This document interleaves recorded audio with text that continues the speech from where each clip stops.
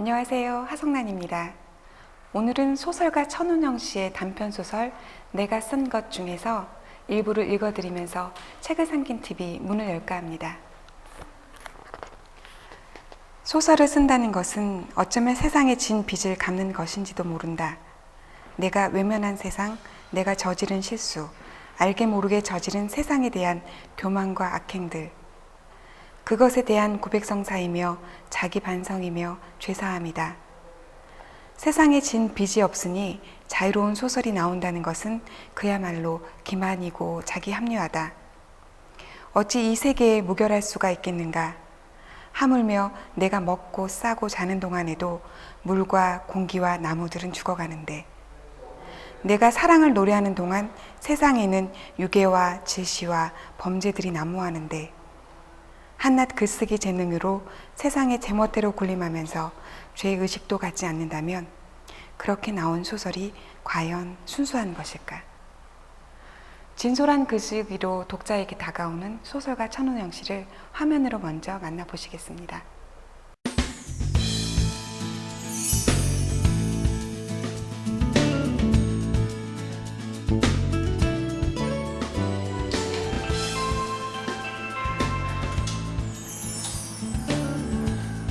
안녕하세요. 반갑습니다. 네.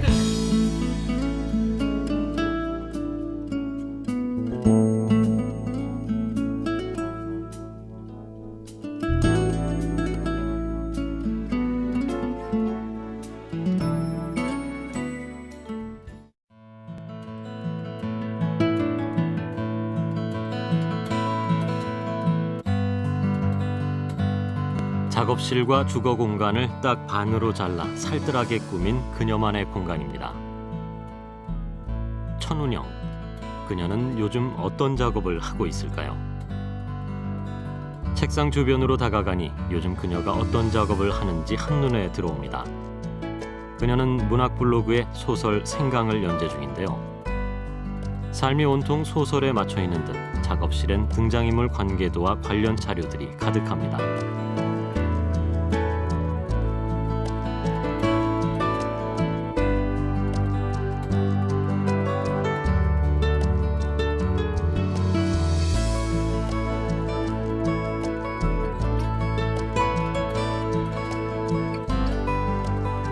꼼꼼한 취재와 생동감 넘치는 묘사로 이름난 작가인 만큼 소설 생강 역시 1년여 가까이 준비했다고 하는데요. 그래서 소설 창작 과정을 산고에 비유하나 봅니다. 2000년 단편 바늘로 등단한 그녀는 매 작품마다 천운영표 매력으로 독자들을 낯설고 기이한 세계로 이끄는데요.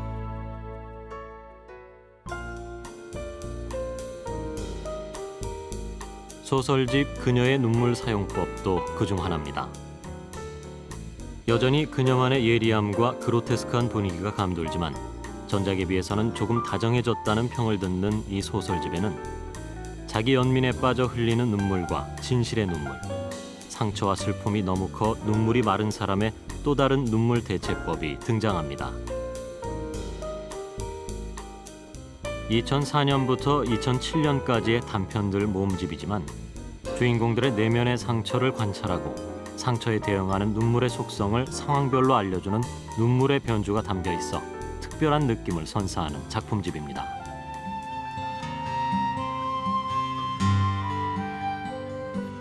바늘로 문신 그리는 여자, 매일 소머리를 가르는 남자 등 그동안 섬뜩한 감성과 새로운 소설 미학을 선보여온 작가 천운영.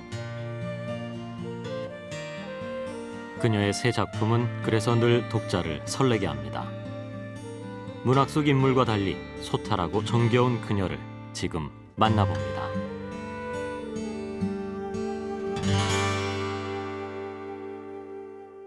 소설가 천운영 씨 모셨습니다. 안녕하세요. 안녕하세요. 네. 연재가 끝난 지 얼마 안 됐죠? 예, 생강이란 연재를 얼마 전에 이제 끝낸 걸로 알고 있는데요.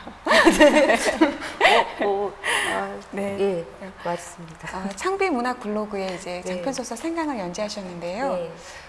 데뷔작인 바늘만큼이나 굉장히 강렬한 제목이라는 생각이 들었어요. 어떤 내용이에요? 그 80년대에 가장 유명했던 고문 기술자를 모델로 한 소설이고요. 물론 그 사람의 이야기를 그대로 따라가는 것은 아니고요. 그가 잠적해서 자수하기까지 11년간의 기간을 그린 소설이에요. 그러니까 그 이전에 어떤 고문을 했고, 그리고 그 이후에 어떻게 복역하고 현재 어떻게 사는지가 아니라 딱 그 잠적한 기간 동안 그는 어디에 있었는가라는 질문에서 시작했던. 예, 숨어 다니는 동안에 있었던 그 사람의 심리 묘사랄까 이런 것들을 따라잡기가 쉽지 않은 작업이었을 것 같은 생각이 드는데 왜 하필 고문 기술자를 모델로 삼으셨는지요? 그 시작은요, 그 재작년 한 3년 전에 한때 고문기술자였던 그 사람이 그 감옥을 나와서 목사가 되었다는 기사를 접했어요. 그러니까 고문기술자와 목사가 과연 어울릴까? 이게 선과 악의 영역이 분명한 영역이라고 생각이 됐는데 가만히 생각해 보니까 어쩌면 그것은 맞닿아 있을 수도 있겠다라는 생각이 들더라고요. 그 당시에 제가 제일 고민하고 있었던 것이 선과 악의 문제였고, 이것을 어떻게 풀어나가야 할지 모르고 있었는데, 이 소재라면 그 선과 악에 대해서 뭔가 고민을 해볼 수 있겠다 싶었어요. 네. 왜 하필 제목이 생강일까도 참 궁금했어요.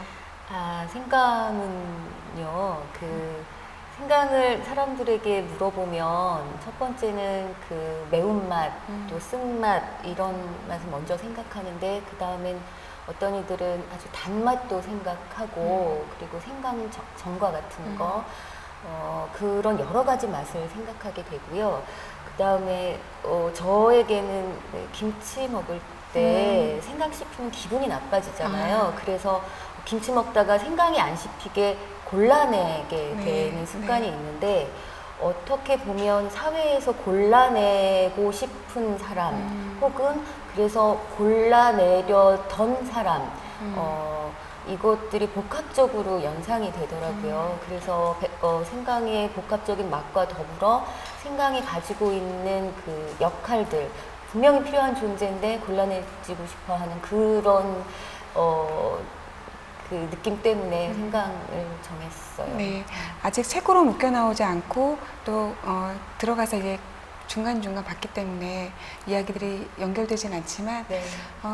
그 인물에 대해서 굉장히 매력적일 거라는 생각이 드는데요. 일단 그 연재를 하는 동안에 이런 그러니까 댓글에 이런 것들이 간혹 올라왔었는데, 왜 선악이 분명한데 이 사람을 옹호하느냐, 뭐 혹은 왜 자꾸 이 사람에게 면죄부를 주느냐, 아니면 대변을 하느냐라는 그 댓글도 덜어 올라오곤 했었어요. 그러니까 이 사람은 당연히 악인인데, 그리고 고민 없이 그냥 고문 기술을 가진 악의 전형이라고 생각되지만, 한편으로 생각하면 이 사람은 한 가정의 가장이었고, 한 아들의 아버지였고, 또 처음에는 뭔가 나름 정의로운 생각으로 경찰 일을 시작했을 터였고, 그래서 이 사람이 어느 순간에 그렇게 악인으로 되어야만 했을까, 이런 것에 대해서 연구해보고 싶었어요. 한 인간이 악이 발현되게 만드는 그 순간들, 사회적인 것이나 그 외의 여러 가지 것들이 무엇일까, 악이 발현되는 것은 무엇일까라는 질문에서 시작되었기 때문에 그 내면 속으로 들어가야만 했고요. 그래서 이 사람은 그냥 악인이다가 아니라 그 속에 숨겨져 있는 것들을 찾아내고 싶었어요. 궁금한 거는 그분들의 태도일 것 같아요. 수많은 시간이 흘렀지만 그분들이 그 시절을 회상할 때는 어떻던가요? 용서를 하던가요? 아니면 아직도 마음속에 응어리를 갖고 있던가요? 용서를 할 수 없는 일이고요. 그리고 또 어떤 의미에서 반성도 하지 않는 것 같아요. 그러니까 저마다의 논리가 있고 정당성, 그리고 사람들에게는 그런 본능이 있는 것 같아요. 내가 잘못했다고 느꼈을 때 그 죄에 대해서 정당성을 찾아가고 기억을 왜곡시키고 하면서 자기 스스로 자유로워지고 싶어 하는 건 누구나 다 그런 것 같아요. 그러니까 반성하지도 않고 용서하지도 않고 지금 제가 보기에는요. 그리고 과연 누가 누구를 또 용서할 수 있을까라는 질문을 한다면 그것도 미심쩍고요. 네, 그래요. 이제 책이 곧 나올 텐데요. 네. 이게 수정 작업을 거쳐서 나온다고 들었는데 언제쯤이면 우리가 독자들이 읽을 수 있을까요? 10월에서 지금 10월로 예상하고 있는데 잘 모르겠네요. 10월쯤 될 것 같아요. 예, 바늘이 우리 독자들에게 일으켰던 어떤 그런 짜릿함과 또 새로움 이런 것들이 생각을 통해서 또 다시 한번 맛볼 수 있게 되기를 바랍니다. 네. 네. 천운영 씨에 대한 평가가 좀 많이 달라졌습니다. 바늘, 숨, 명랑 등의 소설 등에서 보여줬던 감각적이면서 어쩌면 차갑기도 하죠. 저는 바늘의 맨 마지막 장면을 지금도 잊을 수가 없는데요. 그 수많은 바늘 끝을 잘라서 이제 먹게 되고 그 바늘 끝이 이제 무수히 이제 몸속에 혈관을 타고 돌아다니는 그 장면은 굉장히 끔찍하면서도 굉장히 선명한 어떤 이미지대로 부각되는데요. 근데 이제 지금은 부드럽고 따뜻해지기까지 했다 이런 평가가 이어지고 있는데요. 그간에 어떤 일이 있으셨는지요? 제가 그 바늘을 막 들고 나왔을 때가 30살이었는데요.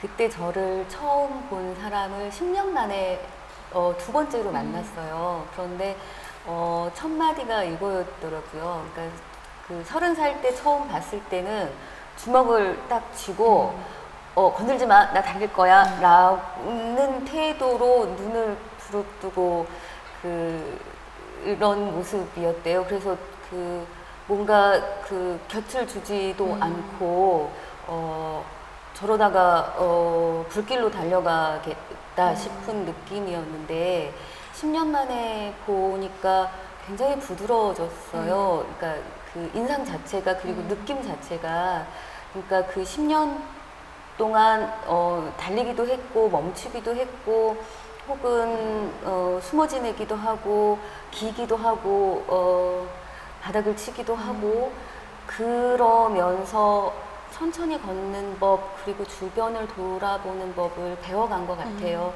그게 나이를 먹는 거라고 생각하는데 그렇게 되어서 지금 현재의 모습이 참 마음에 들어요. 그리고 세상을 노려보는 그 눈빛 말고 따뜻한 눈빛이 더 냉철한 것을 잡아낼 수도 있다라는 생각이 지금은 들어요. 그게 아마도 그 삶의 태도가 소설에도 그대로 조금씩 변하는 모습들이 보이는 게 아닐까? 뭐 그런 생각이 드네요.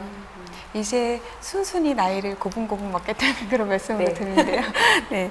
잠시 준비한 화면을 보신 뒤에 천운영 씨의 소설 그녀의 눈물 사용법에 대해서 계속 말씀 나누도록 하겠습니다.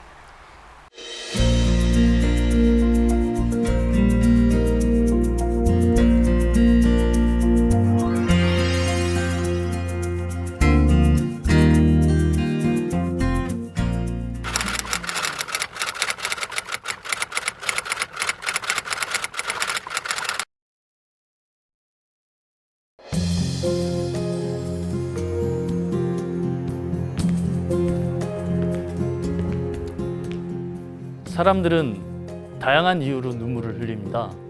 기쁨의 눈물, 슬프거나 고통스러워서 흘리는 눈물, 회한과 눈물과 안타까움의 눈물, 그리고 분노의 눈물이요. 눈물의 종류는 참 다양합니다. 그러고 보면 눈물만큼 감정을 표현하는데 효과적인 방법이 없는 것 같은데요. 오늘은 바로 이 눈물에 관한 이야기입니다. 세상에서 가장 고귀한 눈물, 그건 어머니의 눈물이 아닐까 싶은데요. 게르치노의 통곡하는 마리아와 티치아노의 그리스도의 매장입니다. 죽은 아들의 시신을 본 어머니. 마리아, 그녀의 오열은 사랑하는 이를 잃은 상실의 눈물입니다. 가슴 깊은 곳에서부터 흘리는 회한의 눈물도 있습니다. 렘브란트의 가장 위대한 걸작으로 꼽히는 돌아온 탕자입니다. 인생의 쓴맛을 체험하고 돌아온 탕자. 비록 탕자의 얼굴이 그려지진 않았지만 분명 그는 아버지의 품에서 깊고 깊은 회한의 눈물을 흘리고 있었을 것입니다. 천운영 작가의 소설집 그녀의 눈물 사용법. 여기에는 독특한 방법으로 자신만의 눈물을 흘리는 이들이 있습니다. 제자와의 성 스캔들이 와전되자 자살을 결심하는 한 남자. 진실을 마주한 그는 마음의 눈물을 흘립니다. 책을 한번 읽어볼게요. 사내는 문득 자신이 남기고 온 유서가 생각났다. 내 죽음이 진실을 대신하리라. 진실. 사내가 믿고 있는 것이 과연 진실이었을까? 힘과 권력과 지위를 전혀 쓰지 않았다는 것이 사실일까? 스스로 옷을 벗도록 사내가 종용한 것은 아니었을까? 여자의 가느다란 손가락이 사내의 머리칼을 쓰다듬고 있었다. 여자의 손길은 한없이 보드랍고 따뜻했다. 사내는 그 품에서 그냥 그대로 잠들었으면 좋겠다고 생각했다.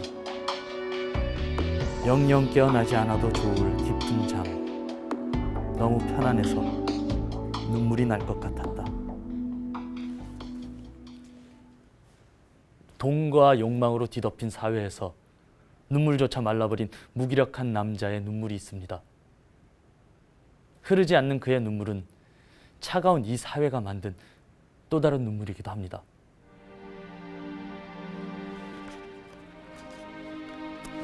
아내는 없다. 조명 아래 쑥스럽게 웃고 있는 여자는 아내가 아니다. 상의를 벗고 앉은 여자는 바로 늙고 야윈 노파다. 녀석이 찍고 있는 아름다움의 실체. 쭈글쭈글한 목덜미와 탄력 없는 팔뚝과 늘어진 젖가슴을 그대로 드러낸 늙은 여자의 몸. 연방 터지는 플래시에 눈이 멀 것 같다. 그저 눈물이 그렁그렁한 눈으로 녀석을 바라볼 뿐이다. 뿐만 아니라 눈물 아닌 눈물로 대신 우는 사람들도 있는데요. 울지 못하는 혼혈 소녀인 알리는 세상의 편견으로 힘들 때마다 줄넘기를 하며 눈물 대신 땀을 배출하곤 합니다. 표제작인 눈물 사용법에는 미수가 남동생의 죽음 뒤 눈물이 마른 여주인공이 있습니다. 그녀는 소변을 통해 감정의 찌꺼기를 쏟아냅니다.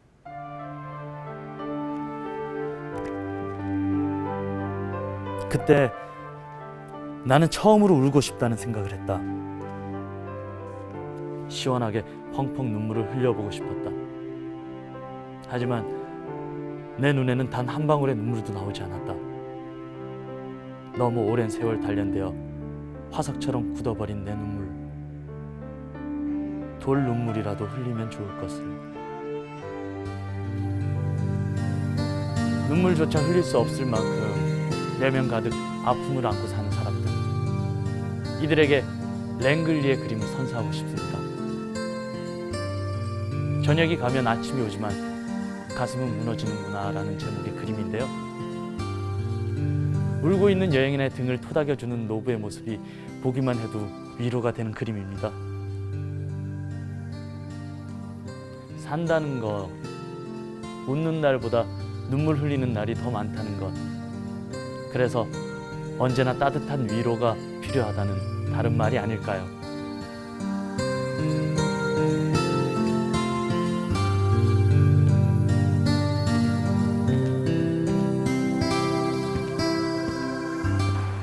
그녀의 눈물 사용법에는 모두 8편의 단편 소설이 실려 있습니다. 모두 다른 소설처럼 읽히지만 눈물의 다양한 표현 방식들이 들어있다라고 생각이 되었는데요. 좀 전에 말씀하신 것처럼 시간, 세월 이런 것에 대해서 좀 녹록해진 것일까요? 예전과는 달리 이제 눈물에 관심을 가지게 되었잖아요. 그 눈물은 제가 워낙 관심이 많았었고요.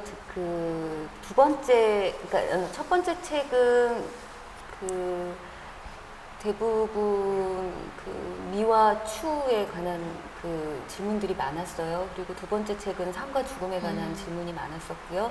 그리고 이제 세 번째 이 단편집에는 과연 내가 어떤 질문을 해야 할까라는 무엇을 봐야 할까라는 그 질문의 그 방향을 모색하는 과정이었거든요. 근데 제가 그 전에 쓴 소설들 중에 모퉁이라는 소설이 있어요. 그거는 어느 잡지에 이렇게 작가 특집을 하면서 자전 소설을 쓰잖아요. 그 자전 소설이라는 이름으로 썼던 소설인데요. 거기 그 다락방에 갇혀서 눈물을 흘리는 걸로 자기 존재를 알리는 여자아이가 나와요. 물론 자전소설이기 때문에 저의 모습이 많이 담겨져 있겠죠. 근데 그 자전소설이라 함은 자기 얘기를 하면서 자기 얘기 아닌 것처럼 해야 하고 자기가 무슨 소설을 써야 하는지를 알리는 것이 소설론을 알리는 것이 자전소설 일지인데 쓰고 나서 보니 내가 글을 쓰고자 하는 어떤 행위, 그 다음에 욕구가 눈물이 발산되는 그 순간의 욕구와 닮아있지 않은가라는 걸 쓰고 나서 알게 됐어요. 왜 내가 여기서 눈물이 나왔을까라는 걸 저 스스로 이제 깨닫게 되었는데, 그래서 많은 사람들의 눈물들을 지켜보기 시작했고요. 특히 그 눈물은 여자의 무슨 전유물 혹은 무기 뭐 이렇게 생각이 되는데 실제로 또 많은 사람들이 남자의 눈물에 더 약해지기도 하고, 그래서 이번에는 그 눈물들의 다양한 모습들을 한번 보자라는 생각이었고요. 그리고 개인적으로 저는 눈물이 참 많은 편인데 그런 제가 못마땅해져서 눈물 대신 다른 방법으로 그걸 할 수 있는 건 없을까, 혹은 좀 냉정해질 수 없을까, 그 당시에 고민이었어요. 그래서 고민을 하면서 썼던 소설이 그녀의 눈물 사연법이에요. 아, 제 앞에서만 눈물을 안 보이셨던 거예요.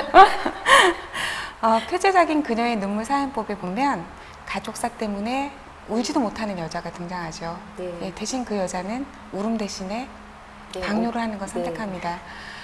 굉장히 극단에 서 있는 두 이미지가 서로 상충을 하면서 묘하게 이제 어떤 상상력을 불러일으키는데요. 네. 네. 저는요, 눈물을 흘리는 것보다 오히려, 그냥 제 용어로 오줌을 싸는 것이,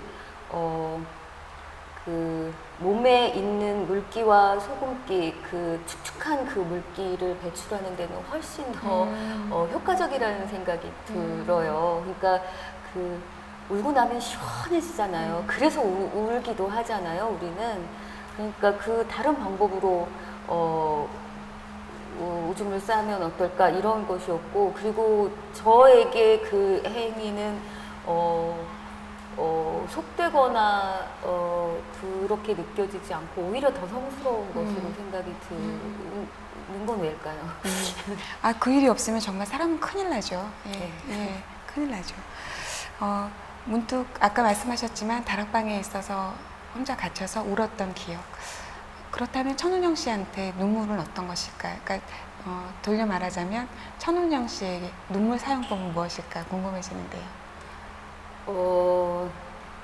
저는 저 자신이 굉장히 뜨겁다고 생각이 들어요. 그리고 가끔은 이런 지적을 받기도 하는데 너무 진중하거나 왜 유머가 없냐거나 왜 맨날 그렇게 심각한 고민을 하고 있냐거나 라는 질문을 받는데 그게 참 싫었거든요, 어떤 한때에. 그래서 나는 유머 있는 사람이 될 거야. 근데 내가 뭔가를 하면 억지 웃음이 되는 것 같고 이제 그런 상황이었고, 소설도 맨날 이렇게 우울한 듯한 이런 소설을 쓰지 말고 즐거운 소설을 써보면 어떨까, 뭐 이런 생각도 하고 그랬었는데 그런 그 온도 조절을 위해서 저는 많이 울어요. 내가 참 바보 같다고 생각할 때 눈물을 쭉 빼고 나면 갑자기 안 바보 같아지고요. 내가 너무 진중한 것 같아 라고 생각해서 눈물을 또 쫙 빼고 나면 이렇게 가벼워졌어. 그래서 몸을 가볍게 하는 행위인 것 같아요. 지금도 여전히 그걸로 조절을 많이 해요. 눈물과 오줌으로. 네. 그녀의 눈물 사용법에는 아까 말씀드렸던 것처럼 8편의 단편이 실려 있는데요. 그 중에서 제목만으로 맨 처음에 읽으라고 하면 저는 이 작품을 뽑을 것 같아요. 소년 제이의 말끔한 허벅지. 조금 선정적이죠. 네. 네. 그러면서 아주 그 소년의 털 하나 없는 말끔한 허벅지가 눈앞에 그려집니다.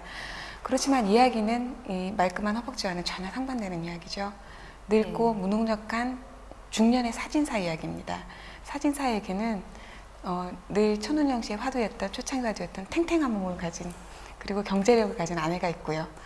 여기에 등장하는 소년이 상징하고 있는 것들이 굉장히 의미 깊은데요. 그 소년은 이 중년 남자에게 자신의 소년 시절을 회상하게 만들어주기도 하고요. 그리고 경제적인 것에 구속당해야만 했던 그 아내의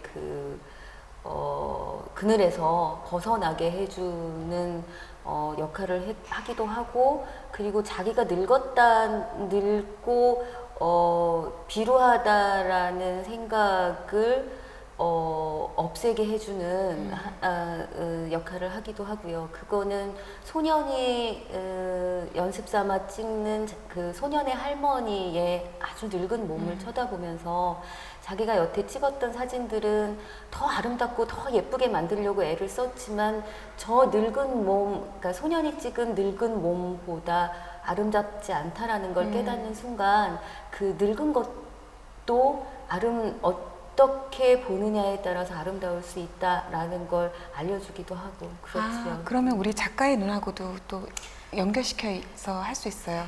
대상의 문제가 아니라 네. 누가 어떤 대상을 보느냐에 따라서 네. 소설이 달라질 수 있겠군요. 네. 그런가 하면 또 다문화 가정에 관심을 또 가져서 쓴 소설이 있죠. 네. 알리의 줄넘기. 알리는 우리가 언뜻 생각하는 그 알리가 아니라 소녀예요. 네. 제 어린 시절에요. 되게 씩씩한 아이였거든요. 지금도 물론 씩씩하지만. 근데 제가 제일 예뻐하는 캐릭터가 그 알리의 줄넘기의 알리 같은 캐릭터인데 되게 힘들고 뭔가 이렇게 가족이나 사회나 이런 데서 버림받기도 하고 쓸쓸하고 남들이 보면 되게 고통스러울 것 같은 아이가 굳건하게 무언가 자기의 영역을 개척해 나가고 예쁘게 살아가는 모습, 그런 캐릭터가 알리예요. 근데 얘는 계집애지만 그래서 권투 선수 알리처럼 씩씩하게 미국 사회에서 흑인으로서 살아가던 그 알리가 최고의 챔피언이 되는 그 과정에서 힘을 얻어서 나도 그렇게 하는 마음으로 지어진 이름이기도 하고, 그것을 삶의 태도로 삼고 있는 아이, 그 아이가 참 잘 됐으면 좋겠다는 생각이 들어요. 요즘에 다문화 가정 얘기들 나오는데 어떤 의미에서 작가들도 그렇고 TV 프로그램에서도 그렇고 되게 불쌍하게만 얘기를 하고 있거든요. 그것이 과연 도움이 될까 이런 생각이 들면서 그런 예쁜 캐릭터를 만들고 싶었어요. 또 다른 작품입니다. 내가 데려다 줄게. 이 작품도 참 착잡하게 이를 데 없는 작품입니다. 제자와의 성추문이 와전되자 자살을 결심한 한 사내의 이야기입니다. 천운영 씨의 소설을 보면 바늘에서도 그렇지만 강한 여성들이 등장합니다. 반대로 또 강한 여성에게 상반되는 그런 약한 남성들이 그려진다는 생각이 들곤 하는데요. 왜 그럴까요? 아, 내가 데려다 줄게는요, 이전에 그 여성들이 되게 폭력적이고 포악하다는 느낌의 것이었다면, 실은 제가 의도하는 것은 그게 아니었는데, 바늘에서도 실은, 온 우주가 빨려 들어갈 것 같은 어린 여자아이의 성기와 같은 그 얇은 틈새에서 모든 것이 생성되고 모든 것이 소멸되고 거기에 그것만큼 강하고 아름다운 것이 없다라는 걸 얘기하고 싶었는데 문신하는 여자의 것만 얘기가 더 부각되어졌다면 그 틈새를 가진 다양한 그 여성, 그러니까 틈새를 가진 여성이 치유 능력을 제대로 그려내보고 싶었어요. 실은 명랑에서도 그 할머니가 영원히 내 속에 살아서 그 모성의 힘으로 살아가는 어떤 것들을 보여주고 싶은 마음이 있었는데 그것들이 잘 드러나지 않았는지 잘 읽혀지지가 않더라고요. 근데 여기서는 이런 성추문과 같은 아주 추잡한 일을 가지고 자살을 하는 사람이 잠깐 그러니까 이승과 저승의 사이에서 현실인지 아니면 상상인지 모를 그 공간에서 할머니와 엄마와 손녀의 3대의 여자아이가 사는 그 집에서 그러니까 지내면서 치유해가는 과정을 그리고 싶었고요. 결국은 마지막에 이 남자가 다시 자살을 하러 들어가는지 죽음으로 아니면은 이승으로 돌아가는지는 불명확하지만 예전에 그 죽으러 왔던 사내의 모습과 이 시기를 지난 사내의 모습은 분명 달라져 있었고 그 달라지게 만든 것은 여성의 힘이다라는 것. 저는 세상을 바꿀 수 있는 거는 그리고 가장 강한 것은 모성에 있다는 그 어머니 대지의 모성 같은 그걸 정말 말하고 싶었어요. 그래서 내가 데려다 줄게는 그곳으로 데려다 주는 곳, 그곳이란 그 여자들이 있는 곳, 그리고 그 데려다 주는 곳도 여자아이고 그리고 마지막에 바깥으로 나가게 하는 것도 그 여자들이고 그러니까 여기에서는 여자들이 조금 변했다고 변한 것이 아니라 제가 가지고 있는 것들이 확연해지고 있다는 생각이 드네요. 그런가 하면 작가의 변화를 잘 드러낸 작품도 있습니다. 구성이 독특한 노래하는 꽃마차인데요. 각별할 것 같은데요. 네, 저한테 제일 각별하다면 각별할 수 있는 소설인데요. 그러니까 저에게 등단을 안겨준 바늘이란 작품도 있고 그 이전에 많은 평을 받았던 작품들도 있고 그런데 사실 이 소설을 발표했을 때는요 욕을 되게 많이 먹었어요. 하물며 어떤 좀 나이 든 평론가한테는 뭔 소리야? 뭐 이런 소리도 처음으로 들어봤고요. 누가 이 소설을 내팽개 쳤다라는 읽을 수가 없네 뭐 이런 그래서 굉장히 의아했었는데 개인적으로는 굉장히 좋아하는 소설이에요. 근데 이 소설을 쓰게 된 건 처음에 이야기라는 게 읊어졌을 때는 시의 형식으로 읊어졌었잖아요. 그러니까 그래서 나도 그 운율을 가진 이야기를 만들어 보자라는 욕심이 있었고요. 그리고 왜 우리의 그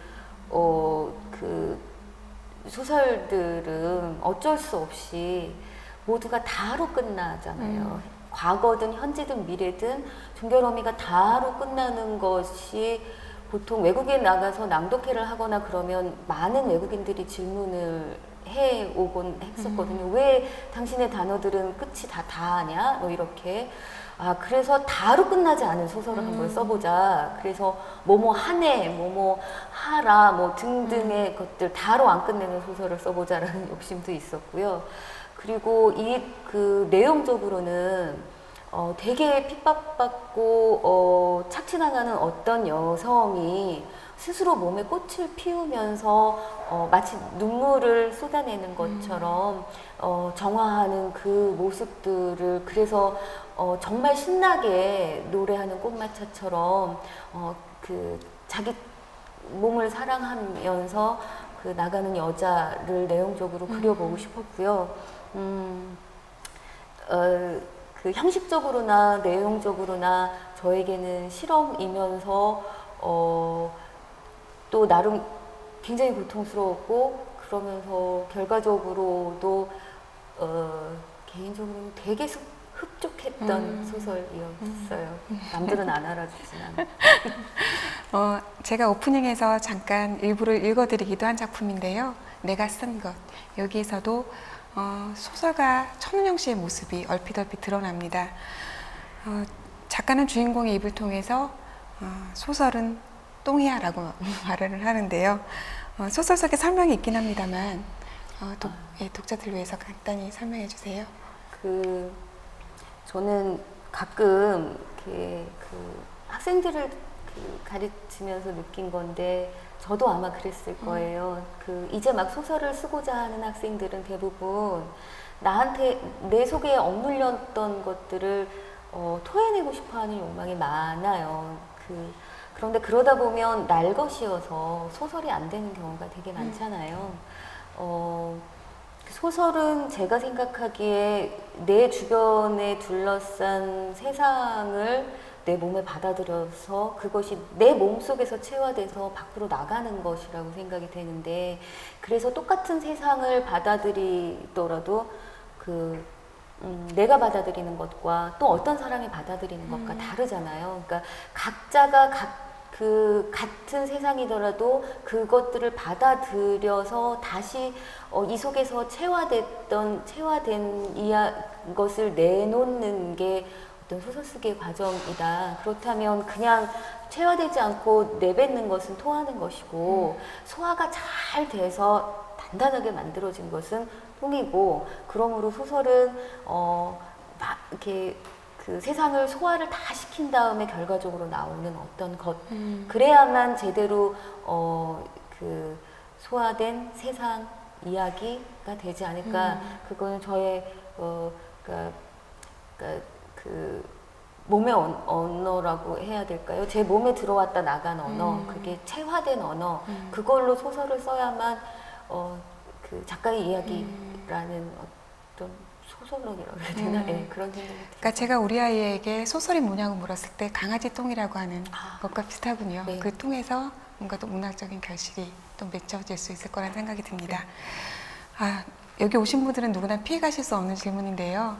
예, 천운영 씨에게 문학이란 무엇인가요?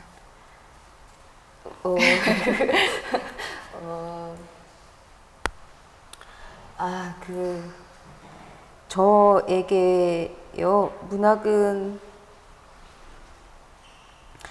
실은요, 이렇게 말하고 싶어요. 제가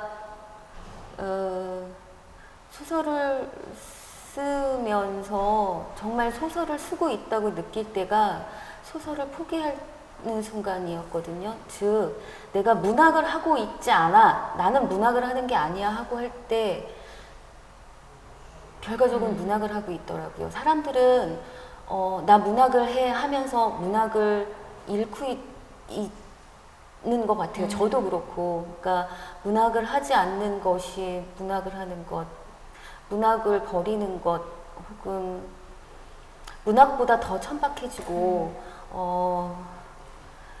더 비천해지는 것, 저한테 지금으로서는 그러네요. 그래서 나는 이제 문학하지 않아 라는 게 현재의 저에게 문학이에요. 천운영 작가에게 좋은 영향을 끼친 책들이 궁금해집니다. 화면으로 함께 하시겠습니다.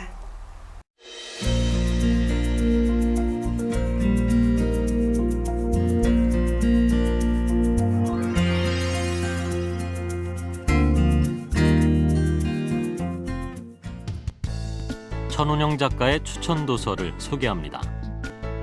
미국에서 가장 존경받고 있는 작가지만 한국엔 그리 알려지지 않은 제임스 설터의 작품 어젯밤입니다. 10편의 단편이 수록된 이 책은 작가 특유의 시적인 감수성과 탱탱한 긴장감이 담겨 있어 독서의 즐거움을 한층 더하고 있는데요. 누군가를 사랑하고 욕망하고 열망했던 사람이라면 꼭 읽어봄직한 책입니다. 퓰리처상 수상 작가인 준파 라이리의 새 소설 그저 좋은 사람입니다.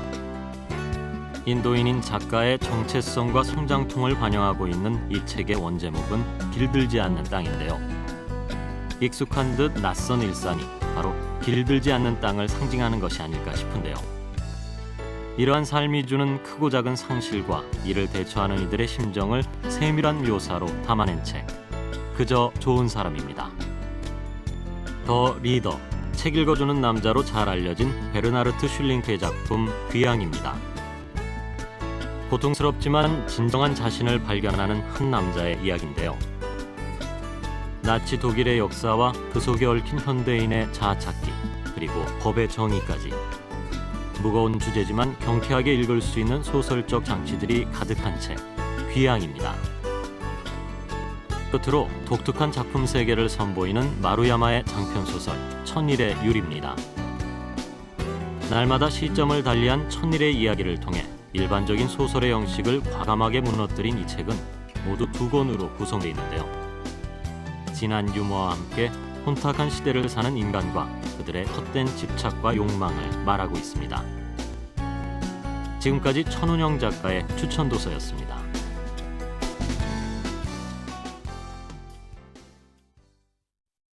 이제 10월이면 우리가 천운영 씨의 2번째 장편소설 생강을 이제 볼 수 있게 되는 텐데요. 이제 3번째 장편소설, 4번째 창작집을 준비를 시작하셨을 것 같은 생각이 들어요. 어떤 소설을 준비하고 계신가요? 그 생각을 쓰면서요, 내내 이걸 꼭 쓰고 싶었는데요. 저도 이제 연애 소설을 한번 써보려고. 이 연애 소설을 쓰고 나면 문학에서 더 자유로워질 수 있을 것 같아요. 뭔가 치명적인 연애 소설일 것 같아요. 네.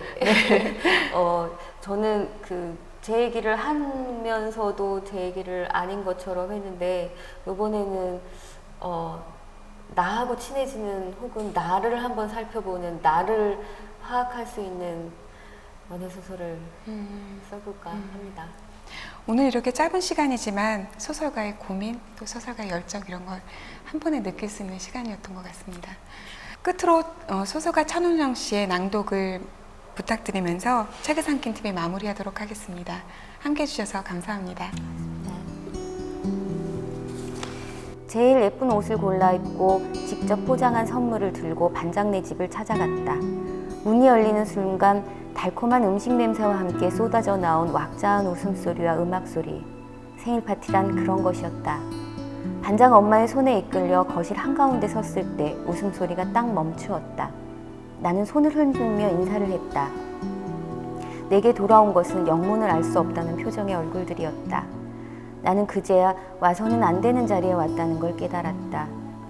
아이들을 따라 내가 웃으면 아이들이 웃음을 멈췄고, 아이들과 함께 노래를 부르면 아이들은 금세 다른 노래를 불렀다. 나는 입을 다물고 조금씩 뒤로 물러섰다. 결국 초대받지 못한 자가 갈 자리는 텔레비전 옆 기퉁이밖에 없었다.